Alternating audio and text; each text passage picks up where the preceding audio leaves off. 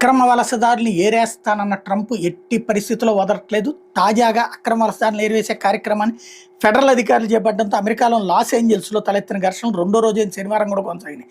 పోలీసులు బాష్పవాయుగోళాలు ప్రయోగించి ఆందోళనకారులను చెదరగొట్టారు. ఆదివారం కూడా జరిగినాయి. వాళ్ళ మీద పెప్పర్ స్ప్రే కూడా ప్రయోగించారు. పోలీసుల మీద నిరసనకారులు రాళ్లు రువ్వారు. దీంతో నేషనల్ గార్డ్ దళాలకు చెందిన 2,000 మంది అమెరికా అధ్యక్షుడు డొనాల్డ్ ట్రంప్ రంగంలోకి దింపారు. California governor Gavin Newsom, Los Angeles mayor Karen Bass పనితీరు మీద విరుచుకుపడ్డారు. ఆందోళన సమర్థంగా అడ్డుకోలేదని ఆక్షేపించారు. ఇక నుంచి నిరసనకారులు ముఖానికి మాస్కులు ధరించడానికి అనుమతించబోమని చెప్పారు.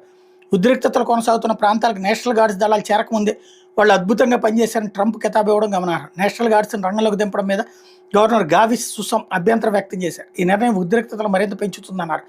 ఫెడరల్ అధికారుల మీద, పోలీసుల మీద ఎవరు దాడి చేసినా వాళ్ళు జైలుకి వెళ్ళడం ఖాయమని FBI డైరెక్టర్ క్యాష్ పటేల్ హెచ్చరించారు. లాస్ ఏంజల్స్లోని పారామౌంట్ సిటీలో వలసదారులు అధికంగా ఉండే ప్రాంతాలకు కొన్ని రోజులుగా ఇమ్మిగ్రేషన్, కస్టమ్స్ ఎన్ఫోర్స్మెంట్ అధికారులు తనిఖీలు నిర్వహిస్తున్నారు.